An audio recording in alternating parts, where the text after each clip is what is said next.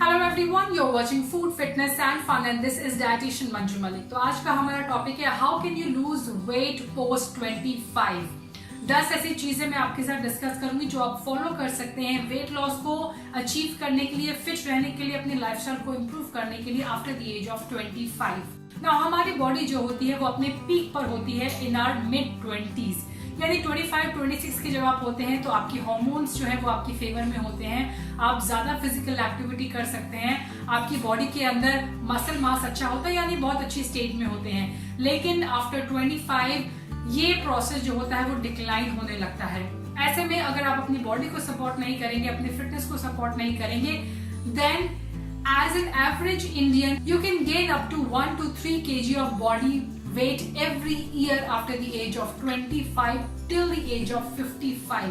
यानी अगर आपको 1 से 3 kg fat on a yearly basis gain करने से प्रिवेंट करना है अपने आप को, तो ये सारी चीजें आपको फॉलो करनी होंगी। एक इंसान की 2 तरह की उम्र होती है, एक होती है हमारी क्रोनोलॉजिकल एज जो हमारा डेट ऑफ बर्थ होता है, एक होता है उसकी बायोलॉजिकल एज, और इसमें बहुत डिफरेंस हो सकता है। I have met people who are in their 40s लेकिन उनकी बायोलॉजिकल एज 25 है, यानी वो इतने फिट हैं कि वो यंगस्टर्स की तरह एक्टिविटी परफॉर्म कर सकते हैं, उतनी उनके अंदर स्ट्रेंथ है, उतना उनके अंदर मसल मास है। सो उनकी biological age is just 25 and actually जो उनकी क्रोनोलॉजिकल या फिर नंबर एज है they are in their 40s। And I have also met people who are 25 और 30 years old लेकिन उनकी बायोलॉजिकल और उनकी जो फिजिकल एज है it is in 50s, in 40s। सो आपके लिए जो मैटर करता है वो है आपकी बायोलॉजिकल एज क्या है। अगर आपकी बायोलॉजिकल एज आपकी नंबर एज से कम है तो वो आपके लिए बहुत बेनिफिशियल होने वाला है, आपका वेट लॉस प्रोसेस उससे फास्ट होगा। इनफैक्ट ये आपको हेल्प करेगा आपकी मेटाबॉलिज्म को स्पीड अप करने के लिए, उसे बूस्ट करने के लिए। सो हमारी बॉडी के अंदर कुछ नेचुरल चेंजेस होते हैं आफ्टर द एज ऑफ 25 और ये चेंजेस स्पीड अप हो जाते हैं आफ्टर 35।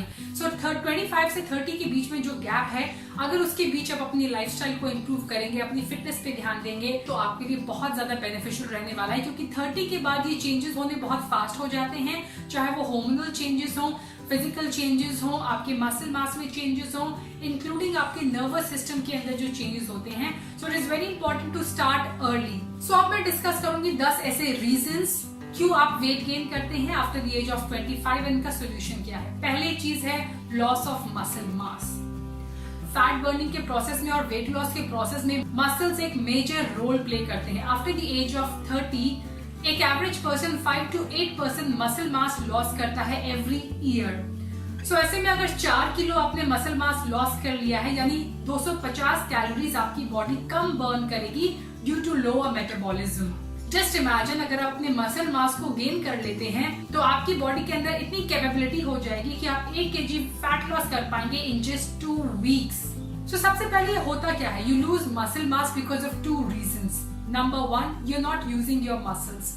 जब आप अपनी मसल्स को यूज करना बंद कर देते हैं तो जैसे हर चीज के साथ होता है, इट स्टार्ट्स टू डिप्रिशिएट और साथ में उसमें जंग लगने लगता है। दूसरी चीज, you are focusing a lot on cardiovascular activities, और ये मैंने फेस किया है। When I was in my mid 20s मैं एक लॉन्ग रनर थी, I am a national level athlete, और मेरा पूरा फोकस कार्डियोवास्कुलर यानी रनिंग के ऊपर, जंपिंग के ऊपर रहता था। एज अ रिजल्ट मेरी बोन्स फ्रेल हुई, I started losing a lot of muscle mass. इससे स्किन पर इफेक्ट होता है, इससे आपकी बॉडी में फटीग ज्यादा आता है, आपका मेटाबॉलिज्म लो होता है। फोकस को चेंज करते हुए क्या कर सकते हैं आप, जो मैंने किया, that is start doing strength training. Strength training includes resistance training, yoga is a part of strength training. आप वेट ट्रेनिंग स्टार्ट करें, जितने भी ये होल्ड्स होते हैं that is called resistant training. आप रेसिस्टेंट बैंड का इस्तेमाल कर सकते हैं। So start including strength training in your fitness और workout regime। और ये सिर्फ मसल मास के लॉस को प्रिवेंट नहीं करेगा, बल्कि ये रिवर्स करेगा मसल मास के लॉस के इस नेचुरल प्रोसेस को। एज अ रिजल्ट आपकी बायोलॉजिकल एज जो है वो ड्रॉप होगी। सेकेंड इंपॉर्टेंट चीज इसी से रिलेटेड है, to improve your muscle mass you need to include healthy protein in your diet। Natural source से प्रोटीन लेने की कोशिश करें रेदर देन सिंथेटिक, ये जो डब्बे में प्रोटीन आता है, जितना हो सके अपना फोकस करें नेचुरल सोर्स से प्रोटीन लेने का। नाउ सेकंड जो रीजन है वो है lack of physical activity. Exercise is different from physical activity. Physical activity होता है कि मुझे पानी पीना है और मैं उठ के गई, या मुझे कुछ काम है और मैं उसके लिए यहाँ से वहां तक डिस्टेंस मैंने कवर किया, मैंने जब लिफ्ट को छोड़कर स्टेयर्स लिया, that is physical activity. Physical activity teenagers में, किड्स में बहुत ज्यादा होता है, इसीलिए वेट लॉस की जो दिक्कत है वो टीनेजर्स में और किड्स में नहीं देखने को मिलती है ज्यादातर। पर जैसे हम बिजी हो जाते हैं, स्पेशली मिड 20s के बाद, वी गेट जॉब्स, तो हमारी फिजिकल एक्टिविटी ऑटोमेटिकली कम हो जाती है। We start spending a lot of time sitting, बहुत ज्यादा कंफर्ट जोन में आ जाते हैं हम। इंक्रीज इन फिजिकल एक्टिविटी एक इंपॉर्टेंट रीजन रहा है कि लॉकडाउन में लोगों ने वेट लॉस किया है। ये सारी जो घर की चीजें हैं, be it dusting, be it cleaning, cooking, gardening, washing, इन सब फिजिकल एक्टिविटी से एवरेज एक पर्सन 700 से 800 कैलोरीज ज्यादा बर्न कर पाता है। इसीलिए मेरे बहुत सारे क्लाइंट्स ने ये बोला है कि they have started losing weight in lockdown because उनको कोई हेल्प नहीं है, household help, maids are not allowed, even अभी भी बहुत सारे लोग अलाउ नहीं कर रहे हैं। They have to do all these things on their own. As a result their physical activity has gone up और उनका वेट लॉस ज्यादा हो रहा है लॉकडाउन में। सो लॉकडाउन के बाद भी if you keep up your physical activity, आप ज्यादा वॉक करेंगे, जितना हो सके अपने आप को एक्टिव रखने की कोशिश करेंगे, तो आपका वेट लॉस ज्यादा होगा और आप ज्यादा फिट रहेंगे। नंबर 3 है hormonal balance. Now again after the age of 30 natural decline आता है हार्मोन्स में, चाहे वो ह्यूमन ग्रोथ हार्मोन हो या फिर मेल हार्मोन है, टेस्टोस्टेरोन या फीमेल के रिप्रोडक्टिव हार्मोन हो, सब में डिक्लाइन आता है, which is a natural process.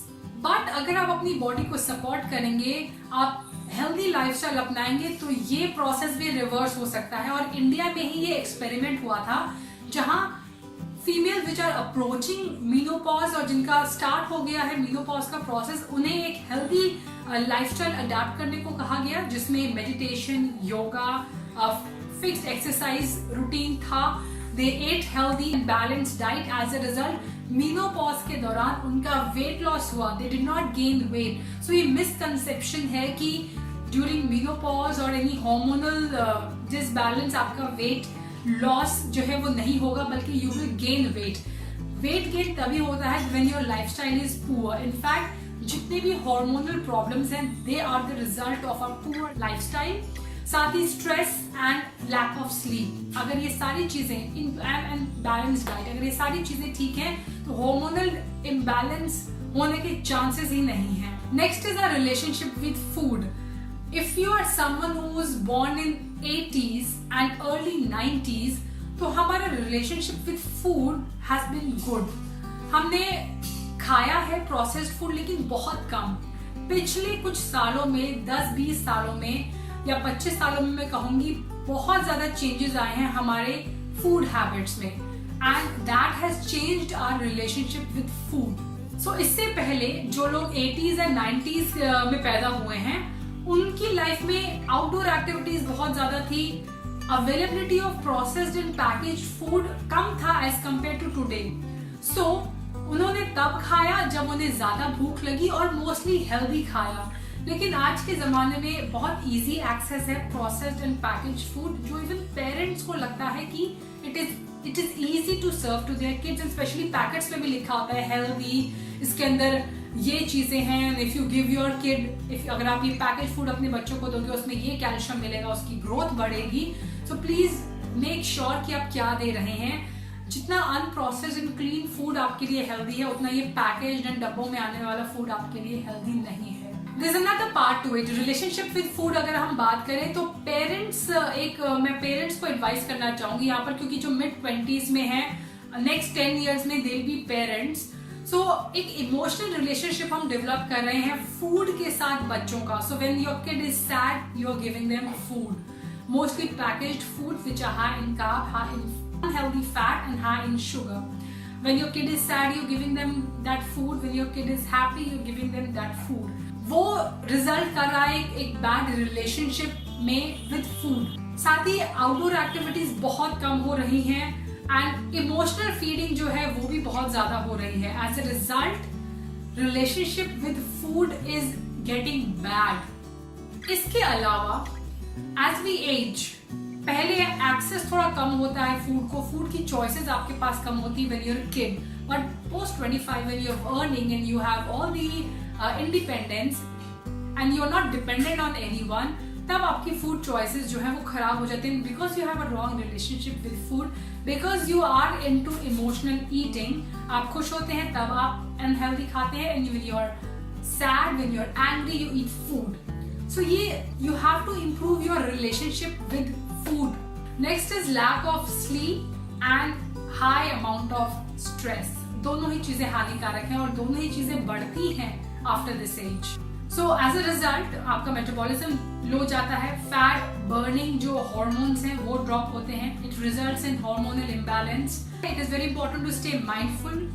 अपने माइंड को रिलैक्स करने के लिए indulge in some activities, exercise, because exercise आपकी ब्रेन के लिए भी अच्छी होती है, and also indulge in some breathing practices. Next is get organize. So until now when you are a kid और अ टीनेजर, आपकी लाइफ कोई और ऑर्गेनाइज करता है, B it your parent. So they do your cleaning work. आपका time table set होता है. You have a fix time, TV time. Mostly घर में ये होता है, फिक्स टीवी टाइम होता है, स्लीपिंग टाइम होता है, स्टडी टाइम होता है, प्ले टाइम होता है. एज अ किड ये सब टाइम हमारे फिक्स होते हैं, but as we grow and we gain our independence, ये ऑर्गेनाइजेशन का जो फंडा होता है वो मिसप्लेस्ड हो जाता है. जितनी हमारी लाइफ क्लटर्ड होगी, जितना हमारा स्पेस क्लटर्ड होगा, उतना ही आपका ब्रेन जो होता है वो क्लटर होता है. I have recently done a video on what all things you need to gain permanent weight loss. उसमें था कि आपको आपका माइंड वेट कम करना है, एंड ऑर्गेनाइजेशन आपको वही अचीव करने में हेल्प करेगा. I highly recommend you to watch that video. Next is take some vitamin D. Even in lockdown, I have been telling people to spend time in sun. Balcony में आपका सन आता है, roof पर आता है, जब भी आपको थोड़ा सा भी सन मिले, take it. Start fasting. Now fasting से मेरा मतलब नहीं है कि start starving yourself. Next is start having some fun. Now it is not necessary कि आप अगर अपने 20s में हो गए हैं तो आप लाइफ को एंजॉय करना बंद कर दें, या फिर एंजॉयमेंट और फन को नेटफ्लिक्स या फिर किसी और सोशल मीडिया एप्स तक सीमित रखें. Having fun means spending time with your family, enjoying with your family, your friends. I know it is not possible now to hang out, but in general, if you indulge in all these activities, if you stay happy, तो आपके लिए weight loss process बहुत आसान हो जाएगा, because आपके happy hormones जो होते हैं वो आपके मेटाबॉलिज्म को बूस्ट करते हैं. So I hope you find this video useful. Do share this video with your friends and family members. Stay healthy, stay fit, stay happy, and I'll be back very soon. Bye bye.